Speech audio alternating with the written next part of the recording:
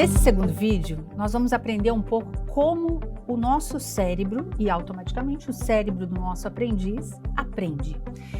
Quais são os elementos que realmente fazem uma pessoa aprender algo, aprender, lembrar, ter memória desse aprendizado, usar esse aprendizado com habilidade e outros conhecimentos que simplesmente se perdem? Bom, a neurociência cognitiva, ela vem estudando muitas coisas, muitas linhas de pensamento para entender um pouco melhor como o nosso cérebro aprende. Entre as linhas de pesquisa, eu separei uma para estudarmos aqui, que diz o seguinte, que o nosso cérebro tem como se fossem 3 grandes arquivos.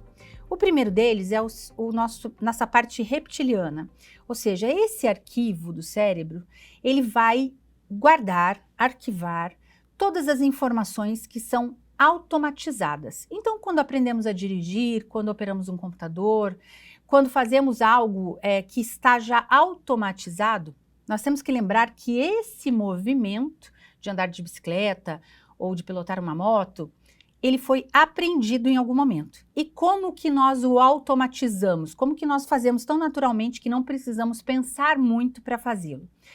Porque nós repetimos. Então, todos os conhecimentos que precisam ser automatizados, eles vão necessitar de repetição. Então, isso é importante, o cérebro reptiliano, ele vai trazer repetição. Como que a gente traz isso para o mundo do trabalho? Quando precisamos operar um sistema, quando precisamos fazer tarefas que vão se tornar repetitivas em termos de lançamentos ou de dados que eu preencho em determinado sistema e etc. Eu preciso que isso seja automatizado dentro da minha equipe. E para isso, para aprender a fazer isso com habilidade, com celeridade, a equipe precisa repetir. Então, todas as capacitações, as minhas aulas, as minhas instruções, elas terão que ser no sentido de fazer várias vezes, repetir de uma maneira, de outra ou várias vezes. O segundo é o lógico-técnico. Esse arquivo é um dos maiores do nosso cérebro, né? Ou seja, a maior parte do que a gente aprende, a gente guarda lá. E o que acontece nessa parte, né? Nesse grande arquivo?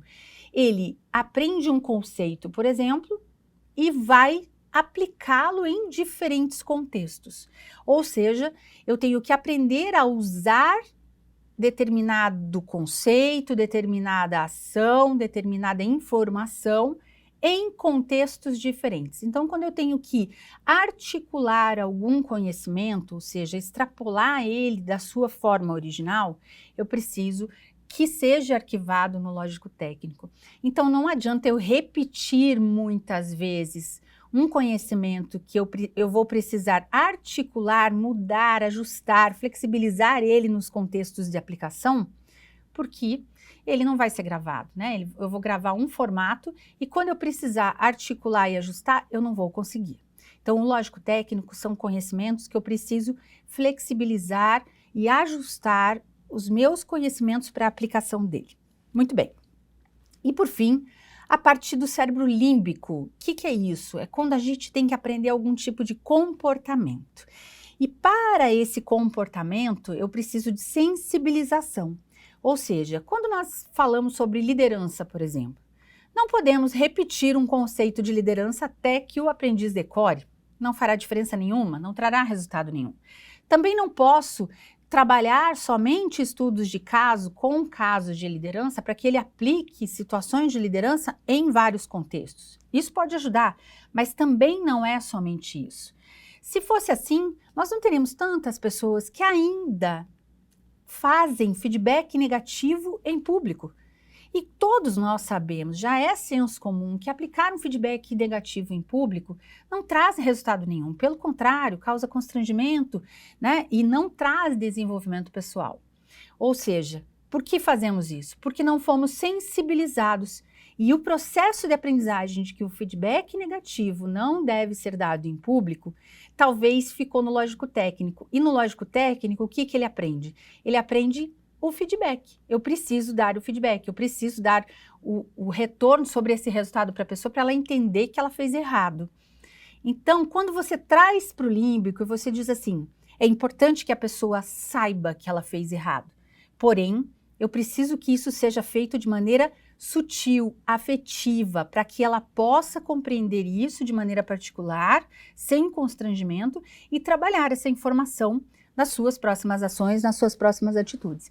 Então, quando eu preciso sensibilizar, eu entendo que esse comportamento ele vai trazer dentro desse processo de aprendizagem uma aprendizagem muito mais efetiva dentro desse contexto de comportamentos. Existe também uma linha dentro da neurociência cognitiva que tem estudado que toda aprendizagem só acontece quando há provocação de alguma emoção, seja boa ou ruim, mas há uma provocação de emoção. Então, quando você faz um jogo, quando você faz uma competição, uma emoção vai ser provocada, seja pelo desconforto de participar de uma competição, porque talvez não goste, seja pela emoção de participar de uma competição, porque talvez eu seja muito competitiva. Tudo isso abre canais, abre pontos de ancoragem para que a aprendizagem aconteça, ok? Além da neurociência cognitiva, nós temos outras teorias, estudos educacionais que também trabalham como o cérebro adulto aprende. Um deles é a aprendizagem significativa, de Ausubel. Ele diz o seguinte, que todo novo conhecimento, ele só é aprendido se ele for ancorado em alguma parte, alguma relação de um conhecimento pré-existente. Então, de alguma forma, nós só vamos aprender algo se nós pegarmos esse novo conhecimento e relacionarmos com qualquer outro conhecimento que tenha relação, ou que seja similar, ou que o nosso cérebro entenda que tem alguma relação, para que eles se ancorem. Isso se chama pontos básicos de ancoragem. E dentro desses pontos básicos de ancoragem, eles se juntam, ele busca novo conhecimento e ancora esse novo conhecimento nesses pontos básicos. Ah, mas Karen, como é que isso acontece na cabeça? Como é que eu posso controlar isso na cabeça do meu aprendiz? A gente pode criar pontos básicos de ancoragem de forma deliberada. Ou seja, quando eu faço um mapa mental, ou quando eu digo que eu terei 4 vídeos, onde a gente vai trabalhar dicas, passo a passo, eu já começo a abrir na sua cabeça aí 4 pontos de ancoragem. Você já entendeu que são 4 partes. Teu cérebro já preparou esse tipo de ancoragem. Se eu especificar os temas, você também já vai automaticamente buscar relações, coisas que você aprendeu, coisas que você leu em algum momento, que são relacionados a esses temas, e eles vão ficar ali, ó, latentes, aguardando a minha nova fala, um novo conhecimento para ancorar ao que você já sabia. Então, a gente consegue fazer pontos de ancoragem de forma muito interessante e que isso provoca um processo de aprendizagem sensacional. Outra experiência legal que dá muito resultado é você fazer perguntas para os alunos logo no início da aula, ou enviar essas perguntas previamente à aula, né, trabalhando um pouquinho aí de sala de aula invertida.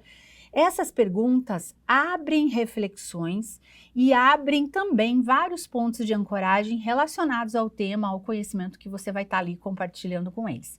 Então fica aí uma dica para vocês também. O Ausubel também comenta que nós temos 2 tipos de aprendizagem, que estão um pouquinho relacionados lá com os nossos arquivos lá da neurociência. A aprendizagem mecânica e a aprendizagem significativa. Na mecânica, ela está relacionada àquela coisa da automatização. Repetição, repetição, repetição. A significativa está ligada exatamente àquela em que eu consigo transformar essa informação, esse conhecimento, em um uso, em uma aplicação, em uma articulação de forma muito mais flexível e significativa em diversos contextos. E consigo, inclusive, extrapolar esse conhecimento, ou seja, aprender mais sobre ele, conhecer mais sobre ele. E como que o nosso cérebro faz isso?